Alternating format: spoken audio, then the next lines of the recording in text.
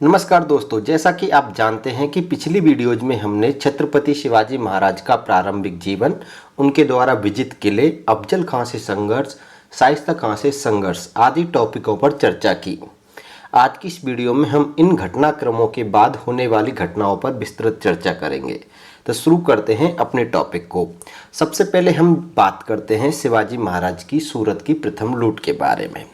देखिए, होता क्या है कि शिवाजी महाराज ने अपने जीवन काल में सूरत को 2 बार लूटा था। कितनी बार लूटा था? 2 बार लूटा था। शिवाजी महाराज ने सूरत पर 2 बार आक्रमण किया, उसको 2 बार लूटा था। हम बात कर रहे हैं शिवाजी महाराज की सूरत पर होने वाली प्रथम लूट के बारे में। तो शिवाजी महाराज ने सूरत की प्रथम लूट की थी 8 जनवरी 1664 ईस्वी को। जब शिवाजी महाराज का सूरत पर आक्रमण हुआ था तो उस समय सूरत में जो मुगलों का गवर्नर था वो इनायत खान था। कौन था? इनायत खान था। और शिवाजी महाराज के आक्रमण के समय ये मुगल कोठी को छोड़कर भाग गया था। ये बात याद रखनी है। ये अभी हाल की एग्जाम्स हुई है, first grade Rajasthan first grade की लेक्चर की एग्जाम, उसमें क्वेश्चन पूछा गया है कि शिवाजी महाराज की सूरत की प्रथम लूट के समय सूरत का मुगल गवर्नर कौन था? तो इनायत खान था और ये भाग गया था। अब होता क्या है कि सूरत की प्रथम लूट से शिवाजी महाराज को 1 करोड़ प्राप्त हुए। कितने प्राप्त हुए थे? 1 करोड़ रुपए प्राप्त हुए थे। इन रुपयों से शिवाजी महाराज की आर्थिक स्थिति काफ़ी अच्छी हो गई थी। सूरत लूट के विषय में शिवाजी महाराज ने कहा था कि यह मुगलों के आक्रमण का वह बदला है जो उन्होंने उसके देश पर किया था। अब इसके अलावा देखिए, सूरत में अंग्रेजों व डचों की भी फैक्ट्रियां थीं। तो शिवाजी महाराज ने अंग्रेजों व डचों की फैक्ट्रियों से कोई छेड़छाड़ नहीं की थी, उनको ना ही लूटा और ना ही उनसे कोई छेड़छाड़ की थी। इस समय सूरत की जो अंग्रेजी कोठी थी उसके अध्यक्ष सर जॉर्ज ऑक्सीडाइन थे। कौन थे? सर जॉर्ज ऑक्सीडाइन थे। ये क्वेश्चन एक बार एग्जाम्स में पूछा गया है कि शिवाजी महाराज की सूरत की प्रथम लूट के समय सूरत कोठी के अंग्रेजी अध्यक्ष कौन थे? अंग्रेज अध्यक्ष कौन थे? अंग्रेजों के यानी ब्रिटिश कोठी के अंग्रेज अध्यक्ष कौन थे? तो सर जॉर्ज ऑक्सीडाइन थे। ठीक है, ये हो गई सूरत की प्रथम लूट। जो ये डेट है और ये सन है, ये काफ़ी ज़्यादा एग्जाम्स में पूछी जाती है कि शिवाजी महाराज की सूरत की प्रथम लूट कब थी? तो 1664 ईस्वी में थी, 8 जनवरी के दिन थी। मुगल गवर्नर इनायत खान था, मुगल कोठी को लूटा था। डच कोठी और अंग्रेजी कोठी यानी ब्रिटिश कोठी को उन्होंने हाथ नहीं लगाया था, कोई छेड़छाड़ नहीं की थी। अब बात करते हैं नेक्स्ट क्वेश्चंस की, यानी सूरत की प्रथम लूट से संबंधित कुछ इंपॉर्टेंट क्वेश्चंस हैं जो एग्जाम्स में पूछे गए हैं, उनको देख लीजिए। पहला क्वेश्चन है कि शिवाजी महाराज की सूरत आक्रमण के समय वहां ईस्ट इंडिया कंपनी का गवर्नर कौन था? तो मैंने अभी बताया है कि ब्रिटिश कोठी थी जो सूरत में, उस ब्रिटिश कोठी का अंग्रेज अध्यक्ष था हेनरी ऑक्सीडाइन। ठीक है, और एक बात और याद रखनी, यही हेनरी ऑक्सीडाइन छत्रपति शिवाजी महाराज के राज्याभिषेक के समय मौजूद था। जो उनके छत्रपति शिवाजी महाराज का राज्याभिषेक का कार्यक्रम था उसमें जो अंग्रेज उपस्थित था वो था हेनरी ऑक्सीडाइन था। और ये क्या है कि सूरत की प्रथम लूट के समय ब्रिटिश कोठी का क्या था? अध्यक्ष था।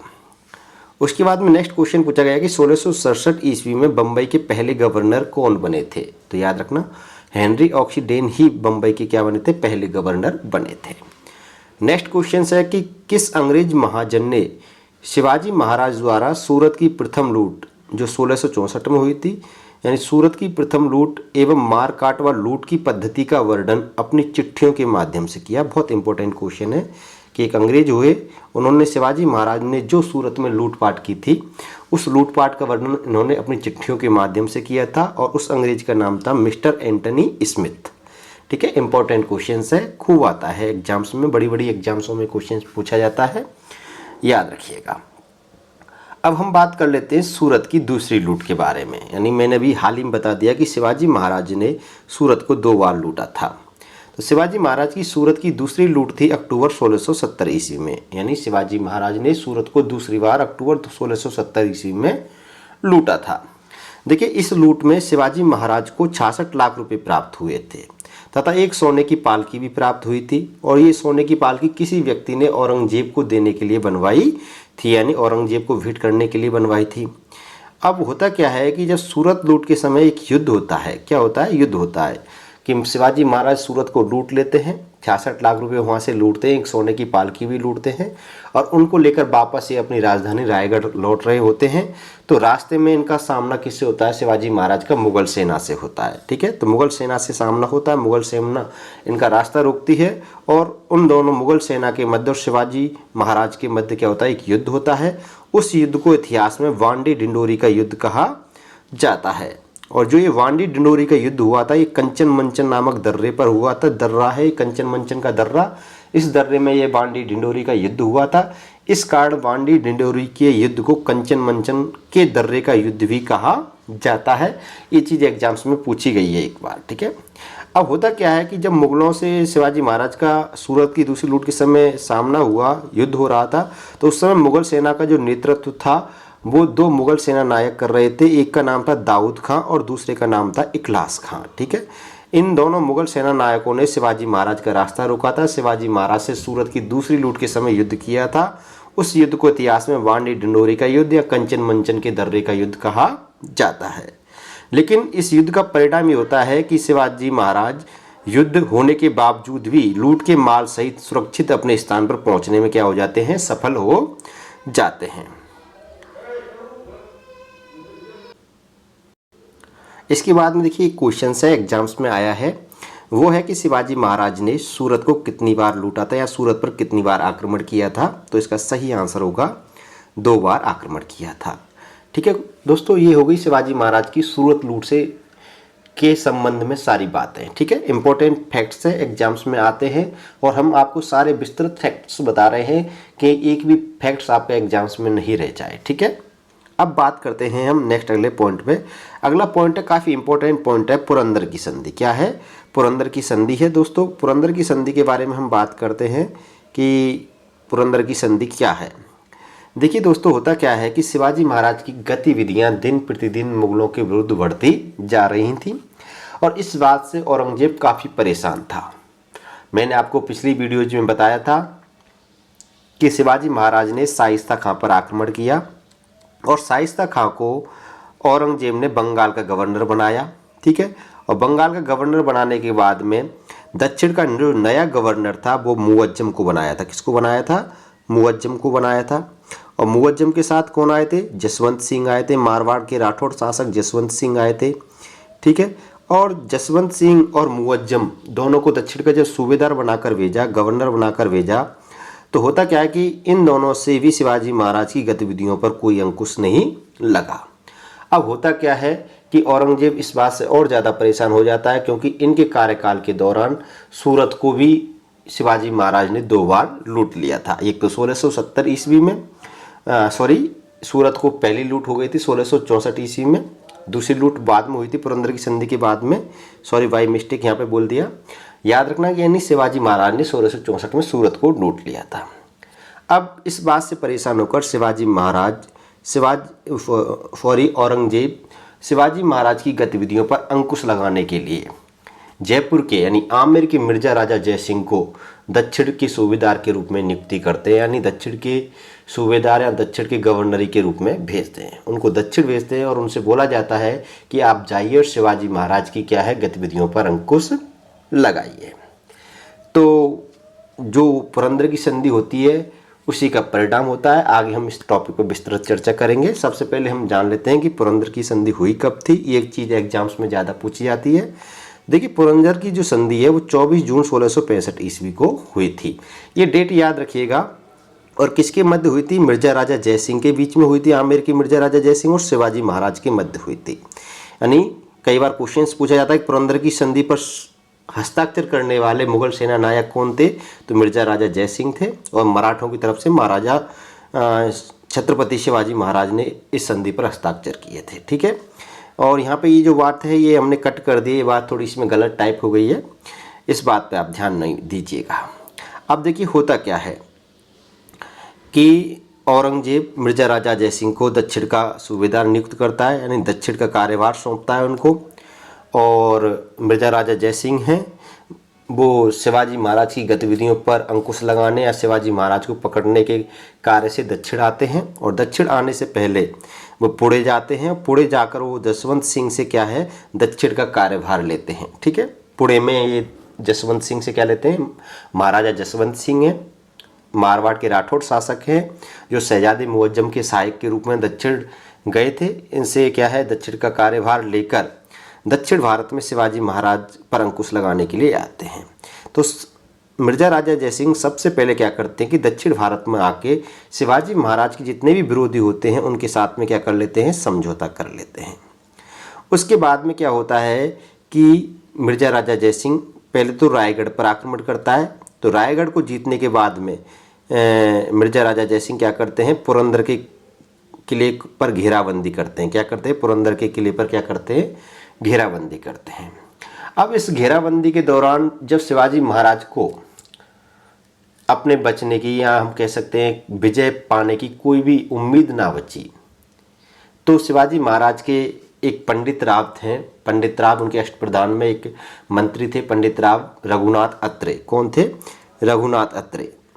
तो रघुनाथ अत्रे क्या है, मिर्जा राजा जयसिंह से जाके मध्यस्थता करते हैं और संधि की बात करते हैं। ठीक है, जब संधि की बात करते हैं रघुनाथ अत्रे मध्यस्थता करवाते हैं मिर्जा राजा जयसिंह और शिवाजी महाराज के बीच में।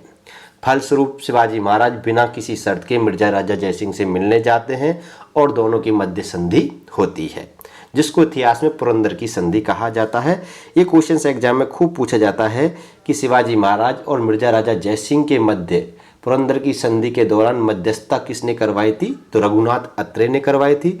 रघुनाथ यानी पंडित रघुनाथ अत्रे कौन थे, ये शिवाजी महाराज की अष्टप्रधान के एक मंत्री थे, पंडित राव नामक के पद पर कार्यरत थे। ठीक है, ये बात याद रखनी है।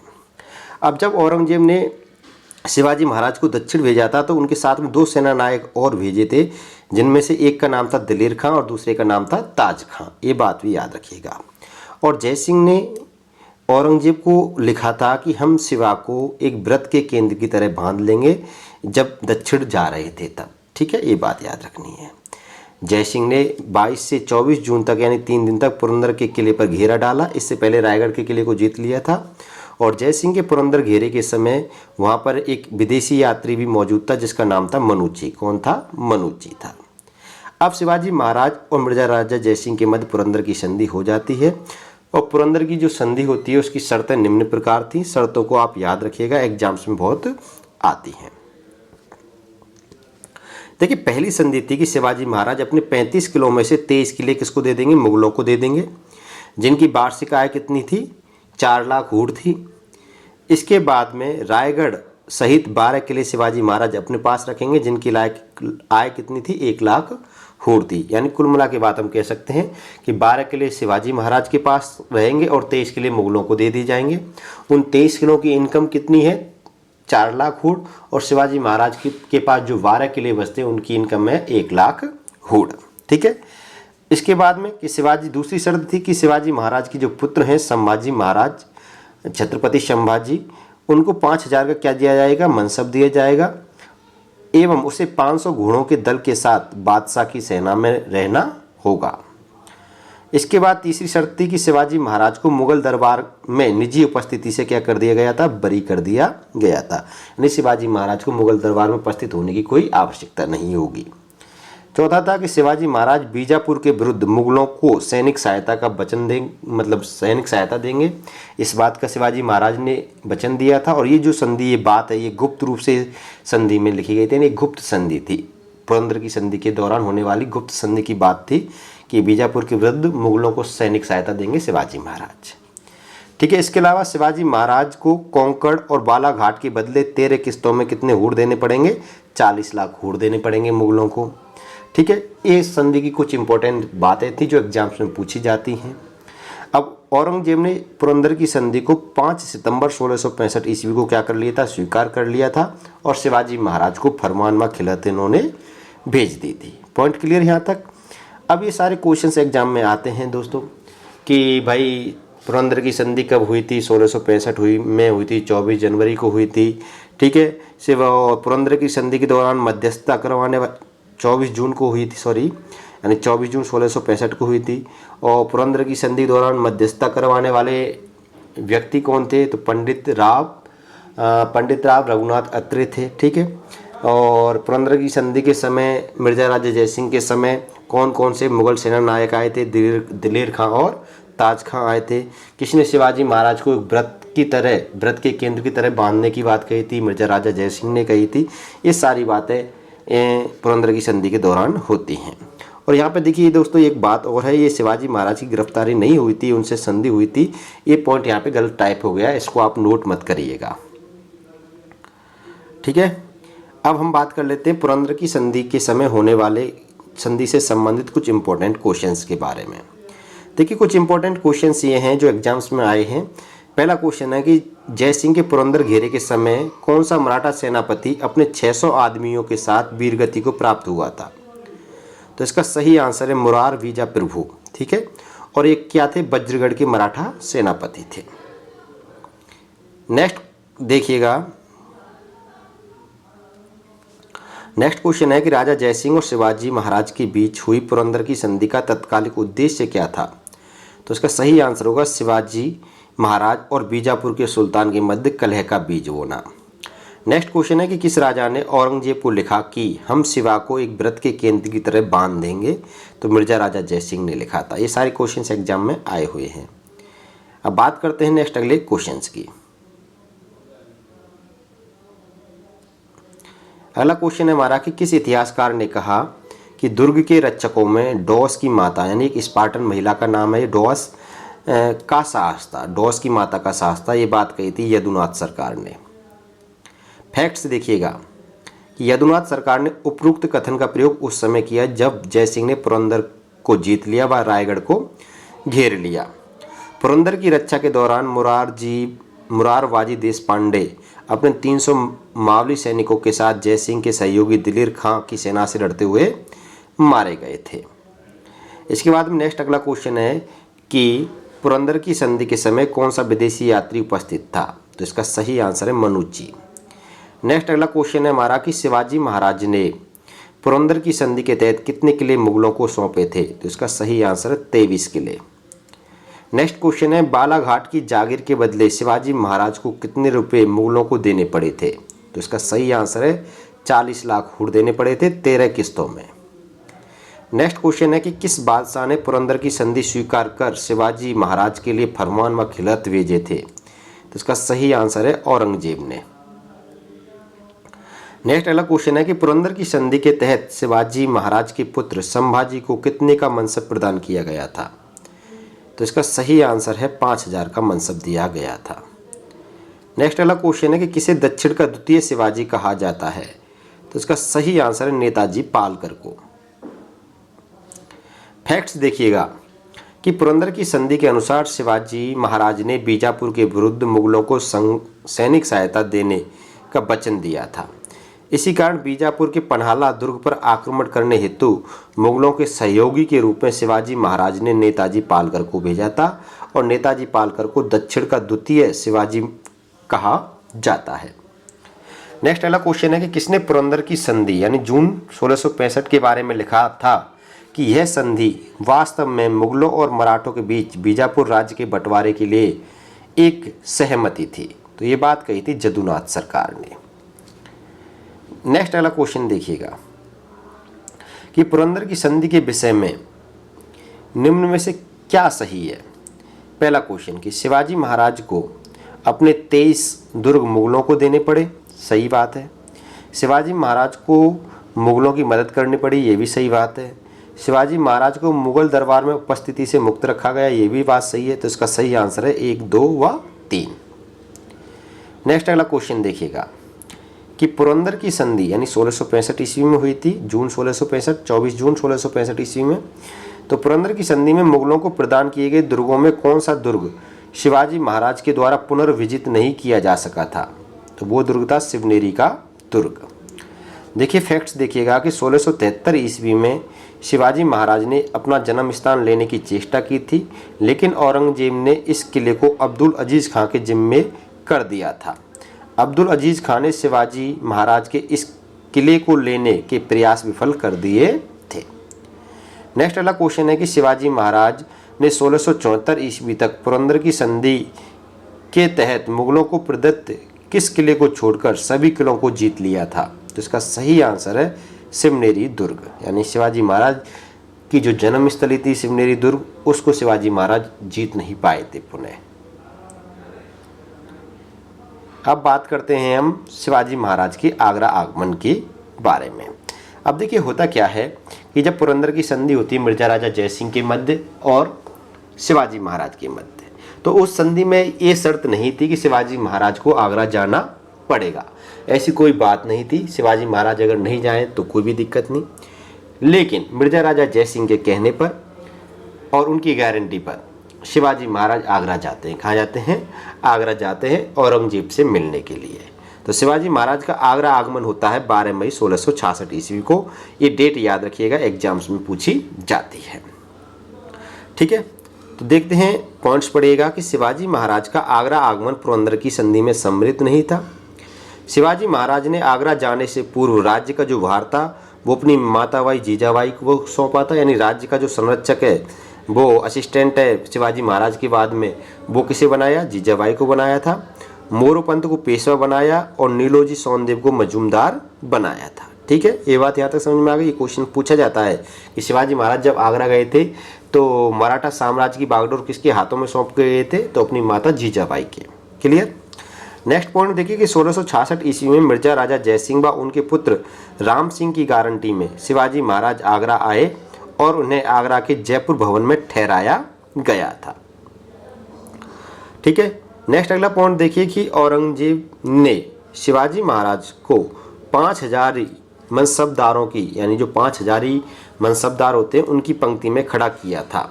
जो मनसबदारों की क्या थी? तीसरी पंक्ति थी, यानी पहली पंक्ति 7000 थी, दूसरी 6000 और तीसरी पंक्ति थी 5000।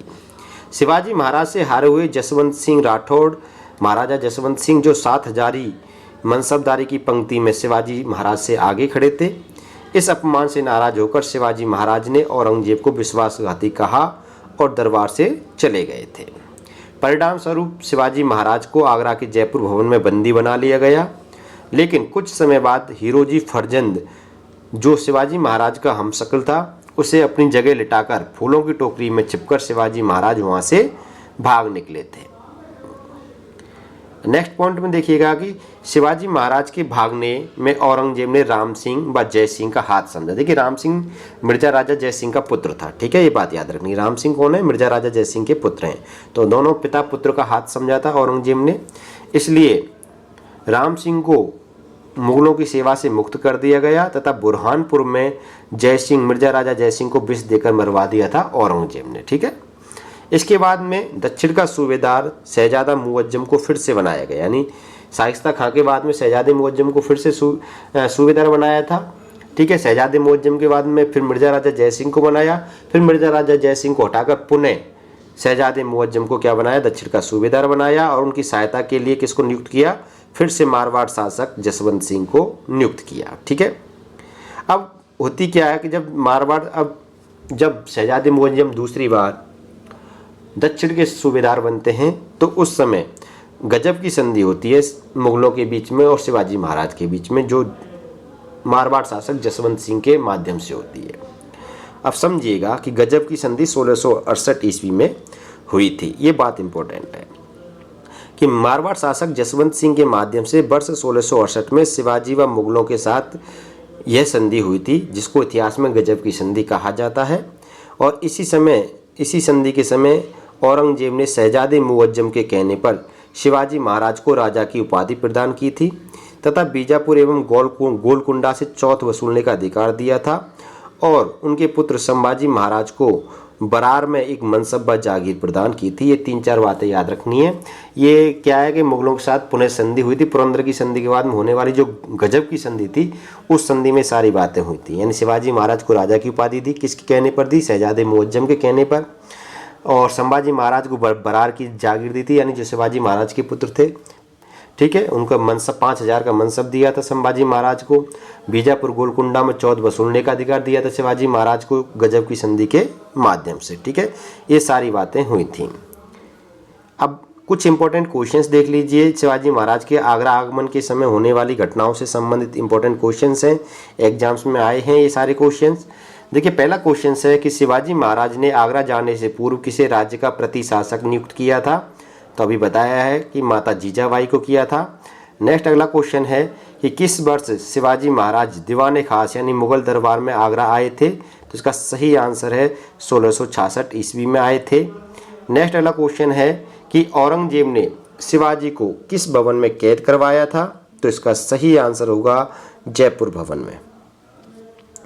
नेक्स्ट अगला क्वेश्चन है कि मुगलों व शिवाजी महाराज में पुनः समझौता संधि किस वर्ष हुई थी? तो इसका सही आंसर है 1667 से 68 ईस्वी में। ठीक है, और ये जो समझौता है जसवंत सिंह की मध्यस्थता से हुआ था और इस संधि की जो निम्न शर्तें इस प्रकार हैं कि शिवाजी महाराज ने औरंगजेब से क्षमा मांगी थी। संभाजी महाराज को 1000 सवारों द्वारा मुगल सेवा करेगा। यानी संधि की क्या है, शर्त हैं। ठीक है, इन शर्तों का सभी का पालन नहीं किया गया था, ये बात भी आपको याद रखिएगा कि शिवाजी महाराज औरंगजेब से क्षमा मांगे, पहली शर्त ये थी। दूसरी शर्त थी कि संभाजी महाराज को 1000 सवारों के द्वारा मुगल सेवा में रहना होगा। तीसरी शर्त थी कि औरंगजेब ने मुअज्जम की सिफारिश पर शिवाजी को राजा की उपाधि प्रदान की थी। चौथी शर्त ये थी कि संभाजी महाराज को 5000 का मनसब प्रदान किया गया एवं बरार नामक जागीर प्रदान की गई थी। ठीक है, ये सारी संधि की क्या है, शर्तें हैं जो गजब की संधि हुई थी 1668 ईस्वी में। नेक्स्ट अगला क्वेश्चन है हमारा कि किसके कहने पर औरंगजेब ने शिवाजी महाराज को राजा की उपाधि प्रदान की थी? तो इसका सही आंसर है शहजादे मुअज्जम के। नेक्स्ट अगला क्वेश्चन है कि शिवाजी महाराज को राजा की उपाधि किसने प्रदान की थी? तो औरंगजेब ने प्रदान की थी। अब नेक्स्ट बात देखिएगा, नेक्स्ट अगला पॉइंट है हमारा कि पुरंदर की संधि का उल्लंघन। देखिए, पुरंदर की संधि का उल्लंघन किया जाता है 1670 ईस्वी में। यानी पुरंदर की संधि हुई थी मिर्जा राजा जयसिंह और शिवाजी महाराज के मध्य।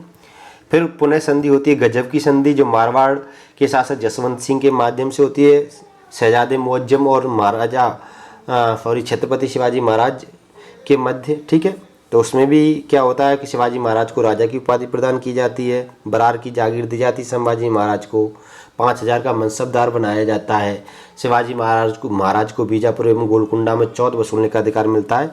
ये सारी बातें उस संधि के दौरान होती हैं।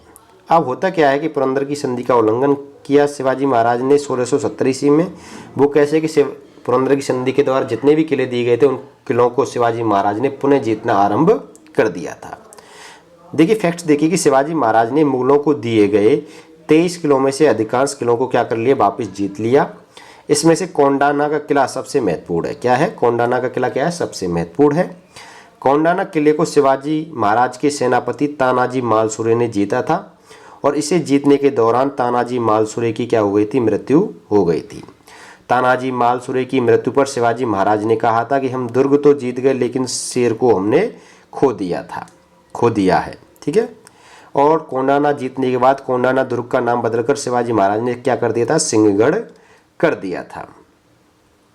ठीक है, इसके बाद शिवाजी महाराज ने अहमदनगर, बरार, बगलाना और खानदेश को लूटा था।